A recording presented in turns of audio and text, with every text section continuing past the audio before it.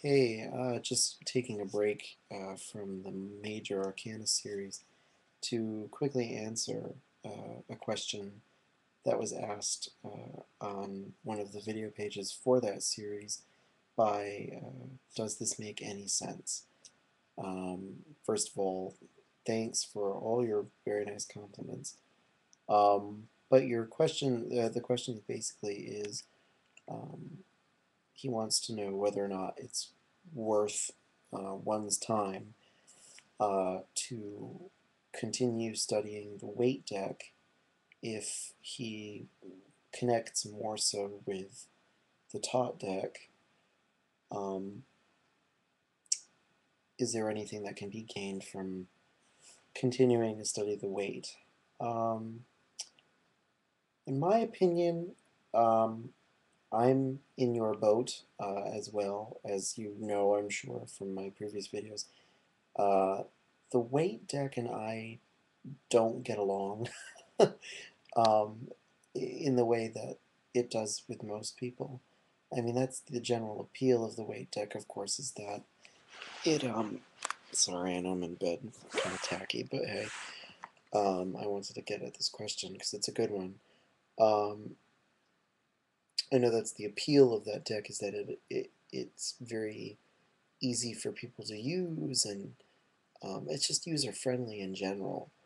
It's got a good vibe to it. It's not difficult, and it's not pretentious in any way. Um, but I just can't get into it, and I never have been able to. And even spin-off decks that don't necessarily look like Pamela Coleman Smith's artwork, but are of course based on the designs. I can't get really into those either. Um, and I've found that I much prefer, for whatever reason, a more Marseille style deck. Because of course Crowley's deck is sort of, if you're going to compare it to anything, you can really only compare it to the Marseille, and even that, for obvious reasons, is a very difficult comparison. Um,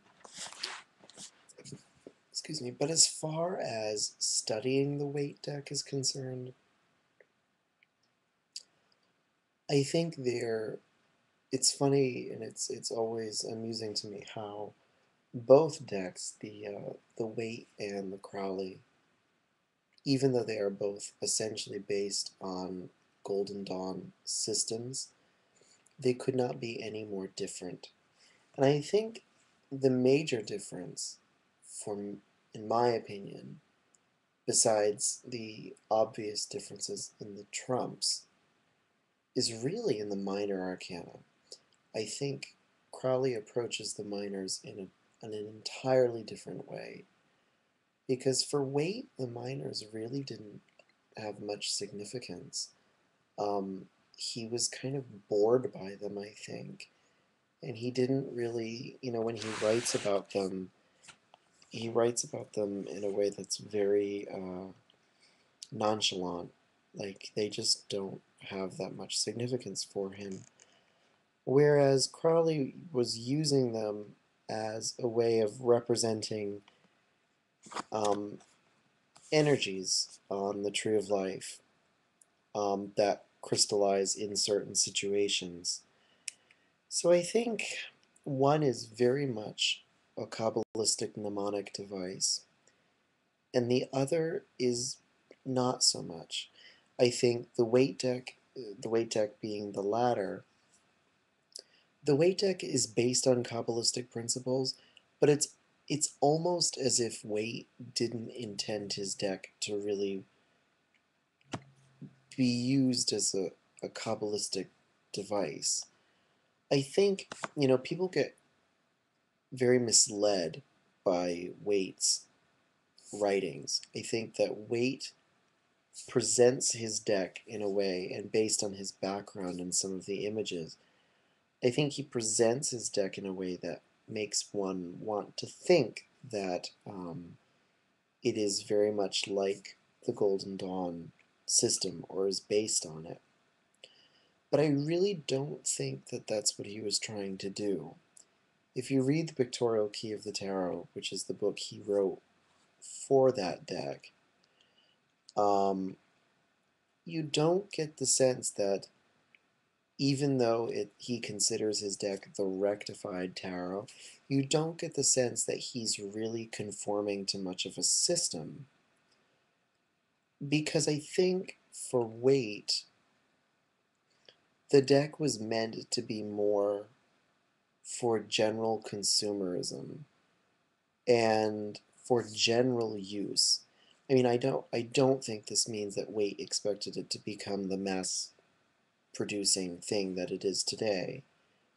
But I think he meant it for general people, and not necessarily anyone who was going to sit there and think about Kabbalistic stuff. This is not to say that Kabbalah is not relevant in his book. He mentions it, of course, but he very much generalizes it, and he goes into so little detail about everything and leaves everything so much up in the air. I think if you're going to be designing a deck that's based on a specific system and then write a book about it, you would think that the author would want clearer instruction for it. And of course, obviously, Waite had to keep some of his vows of secrecy. But I just don't get it, and this is mostly opinion. I mean, I don't know if I can really prove this point, but just the vibe that I get when I read that book is that he wasn't really making a deck that was meant to be wildly profound. I think he wanted it to be so, but whatever profundity really enters it is done through the artwork of Pamela Coleman Smith. And in some ways is more, I don't want to say accidental because that makes it seem like she wasn't talented or something, because clearly she had a very interesting and unique spiritual vision regarding each card. Um, but I think, and obviously she was trained in Golden Dawn stuff as much as he was, um, but I think that if it's accidental in the sense that the original author of the deck or the original person who started that deck didn't necessarily intend it to go that far. And the depth of that deck is very debatable. Now, on the other hand, the Crowley deck is entirely different. It was a deck that was made with a very clear purpose of, first of all, being a hieroglyphic device that could be used to teach anybody and everybody through the art of divination, the basic principles of the Kabbalah, but also the principles of Thelema, for better or worse. Of course, this is one of the issues that general people have with the Crowley, is that it is pushing a very certain agenda, whereas the Waite deck is not, or does not seem to be. So I think if you're going to be using the Tot deck, you absolutely have to concentrate on those dogmatic elements. I mean, for instance, you really cannot use the deck or understand the deck. I mean, of course you can use it, but you can't really understand half of it without having read the Book of the Law at least 3 or 4 times. I mean, and even that is could take a lifetime of meditation. Um, and even whether or not you accept the validity of that book, it is still the primary source document that is the precedent for even the Book of Tot that Crowley wrote to go with the deck. So there's that. And I think you definitely have to know your Kabbalah, whereas with the Waite you don't necessarily. This is how many tarot readers get through their careers without knowing a single thing about the Kabbalah, or knowing very little about it. And frankly, that depresses me to no end, because hypothetically both decks are very much based on it, but one is much more designed for teaching it to you, I think that's the big difference. The Waite deck, Waite almost has this expectation that you're going to come to the deck from either two backgrounds. One of general layperson, in which case you're just going to use it for fortune telling, or more advanced as a student of the occult, um, in which case you would have some level of preparation for those symbols and therefore be able to use them for a more spiritual end. Whereas Crowley really wants to teach you, and I think that's also why I have um, been allowed to develop to the point I have been, but also why I've taken to that deck so much, because it there's something as austere as some people find it. There's also a welcoming aspect to that, and a very egalitarian nature to that deck that Waits does not have. And I know many people would say it's the other way around, but I have found it's very much the opposite. I mean, Crowley very much wanted everyone to use that deck, as long as they read his book, however. Waite does not make the same stipulation. So I realize I'm sort of just comparing the two decks, but what I'm really getting at here is that they are very different animals, so to speak.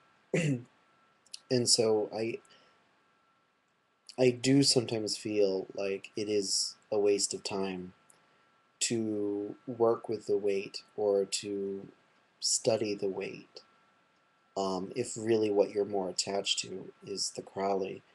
I would absolutely put your energy into the Crowley. It will benefit you far more in the long run, especially if you connect to it.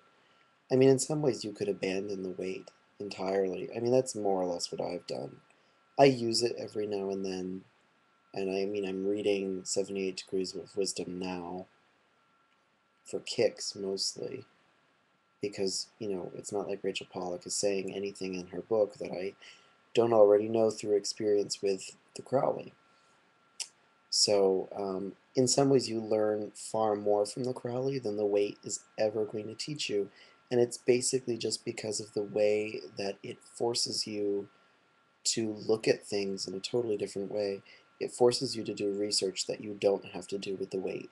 The Waite is an incredibly superficial deck, and you can take it very much at face value, whereas the Crowley deck is going to change for your entire life. You're never going to fully figure it out because there are so many symbols, and so many ideas being conveyed through that deck. I mean, that deck is a piece of genius in the sense that it is incredibly crafted and constructed and thought out. Whether you like Frida Harris's artwork or not. I know many people who don't like it. Um, and of course, there are just as many people who love it, but it sometimes becomes a turnoff for them, as much as Pamela Coleman Smith's drawings become a turnoff for me. I can't stand them. I think they're hideous, and that's a huge aesthetic turnoff for me. Um, but even down to the color, I mean, the color of the Crowley deck is even meant to instruct you. Everything is meant to reinforce principles that are worth memorizing or knowing. It is treated as an encyclopedia, and that's why you can learn more from it just by using it than you can learn from just by using the Waite. So that's in some ways an answer to your question, that you're going to learn about the Crowley deck and more about stuff in general just by using it. But at the same time, in order to use it, you also have to do a lot of background work that is far more productive than studying anything Waite-based. Because that's the other thing, too. Everyone who writes a book about the Waite deck loves to talk about the general, traditional, frankly, just general crap about that deck and those images and what they mean. And, how can you use them as, I don't even know, for like crafting spells and crap. I've seen so many mediocre tarot books out there about nothing. And there are so few that are good. There are so few that are good even about Crowley's deck.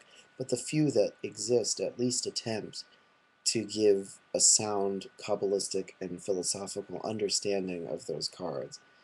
Whether or not they accomplish them that well is up for debate, but they at least try because there's no other way of getting around it. But it's incredibly easy to write a book about the Waite deck without going into any detail about anything profound. And you can't find that with the Crowley deck. So I think that should also be an indicator for you. If you really want to delve into tarot, and if you really in turn want to delve into yourself, absolutely go with the Crowley. I would use Waite, as I sometimes do, for basic divination, for basic fortune telling. When the outcome of the reading is not really something I'm concerned about. Um, but if I'm ever doing a really contemplative type thing, I always use my Crowley. Um, the few times that I have done or tried to do contemplative things with the Waite, it's been effective, um, but not as effective as the Crowley. I mean, I do sometimes like being able to turn to that deck as a source of different imagery, and sometimes that jars my intuition in a different way just from the sheer exposure to something new suddenly, and there is benefit in that. But again, yeah, my opinion is pretty clear. I mean, I realize I talk so damn long and it's late, and I'm even in bed. What are you gonna do? Um, this is what I do. So I hope this answered your question, and thank you very much for subscribing and watching all my stuff. I appreciate it. Um, right, if you have any other questions, please let me know. Okay, take care. Bye.